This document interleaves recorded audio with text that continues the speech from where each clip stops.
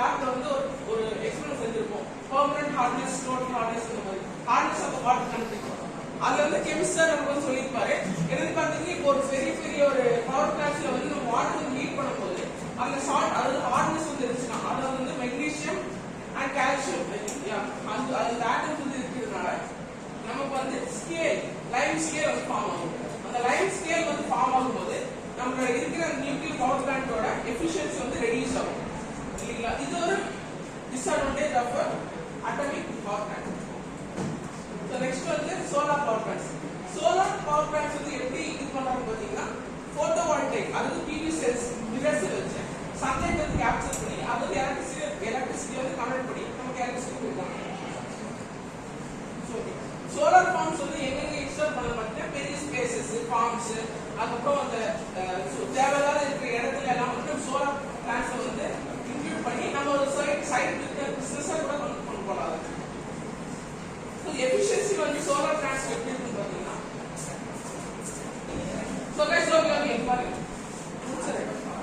Solar பிளான்ட்ஸோட efficiency எப்படி இருக்குன்னு பார்த்தீங்கன்னா ஒரு ஜியோகிராஃபி அது ஒரு பிளேஸ்க்கான லொகேஷன் வச்சு எஃபிஷியன்சி எனர்ஜி எஃபிஷியன்சி எவ்வளவு இருக்கு நம்ம வந்து அஸ்யூம் பண்ண முடியும்.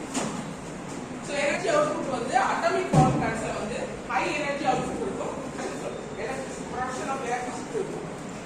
என்னன்னு பார்த்தீங்கன்னா 1 ஜூல் அதாவது ஒரு நியூக்ளியர் பிளான்ட் வச்சு நம்ம மில்லியன்ஸ் ஆஃப் ஹோம்ஸ் வந்து எலக்ட்ரிசிட்டி கொடுக்க முடியும்.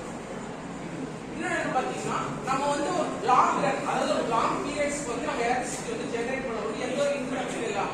அதாவது கரெக்டா ஒரு ப்ரொசீஜர்ல ஒரு சேஃப்டி ஹசார்ட்ஸ் எல்லாம் ஃபாலோ பண்ணி நம்ம வந்து ஒரு நியூக்ளியர் பவர் பிளான்ட் ரன் பண்ணோம்னா மில்லியன்ஸ் ஆஃப் ஹோம்ஸ் வந்து எலக்ட்ரிசிட்டி வந்து ப்ரொடியூஸ் பண்ணலாம்.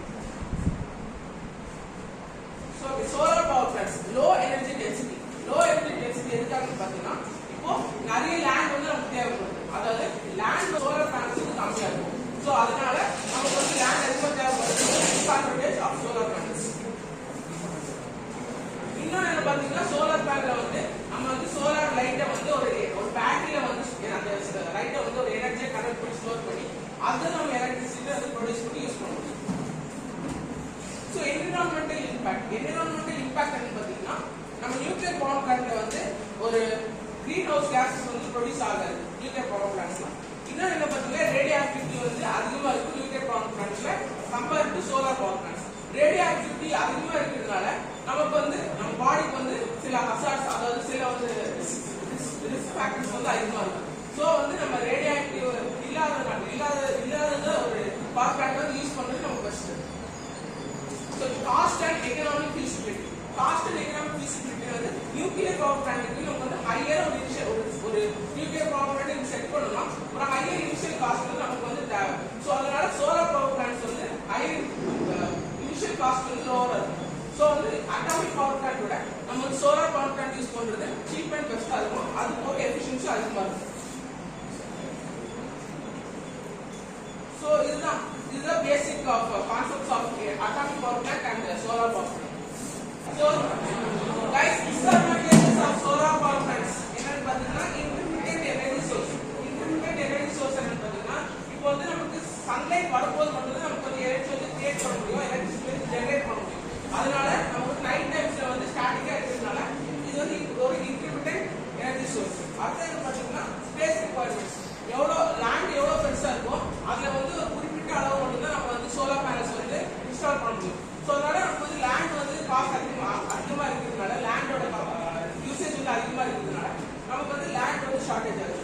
இன்னொன்று பார்த்தீங்கன்னா எனர்ஜி லாசஸ் எவ்வளோன்னு பார்த்தீங்கன்னா சோலார் பேனல்ஸ் ஒரு 15 to 22% வந்து நமக்கு வந்து எனர்ஜி லாசஸ் இருக்கும். அதாவது ஒரு சோலார் லைட்ல வர அந்த எனர்ஜி வந்து ஒரு பேட்டரியில ஸ்டோர் பண்ணி அது ஒரு எலக்ட்ரிசிட்டியை ஜென்ரேட் பண்ணி ஹோம்ஸ் வந்து நம்ம யூஸ் பண்ணும்போது கிட்டத்தட்ட 15 to 22% வந்து நமக்கு எனர்ஜி லாஸ் வந்து ஆகும். எனர்ஜி லாஸ் வந்து நியூக்ளியர் பவர் பிளான்ட் விட அதிகமா இருக்கிறதுனால we go for nuclear power plants. அதே மாதிரி நியூக்ளியர் பவர் பிளான்ட்ஸ்லயும் வந்து நமக்கு நிறைய டிஸ்அட்வான்டேஜஸ் இருக்கு. அது இன்கேஸ் நம்ம வந்து என்விரான்மெண்ட்டை வந்து சேவ் பண்ணணும், என்விரான்மெண்ட்டை ப்ரொடெக்ட் பண்ணணும் அப்படின்னு நினைச்சோம்னா நம்ம வந்து இந்த சோலார் பவர் பிளான்ட்ஸ் வந்து போயிடும். இன்னொன்று பார்த்தீங்கன்னா வெதர் அண்ட் லொகேஷன். வெதர் என்னன்னு பார்த்தீங்கன்னா இப்போ எப்பவுமே வந்து வெயில் வந்து வராது. இன்கேஸ் வந்து கிளவுடியா இருந்துச்சுன்னா ரெயினியா இருந்துச்சுன்னா நமக்கு வந்து சோலார் பவர் பிளான்ட்ஸ்ல இருந்து கிடைக்கிற எலக்ட்ரிசிட்டி எஃபிஷியன்சி வந்து ரெடியூஸ் ஆகும். இன்னொன்று பார்த்தீங்கன்னா ரீசைக்ளிங் அண்ட் டிஸ்போசல். ஒரு 20 to 30 இயர்ஸ்ல வந்து ஒரு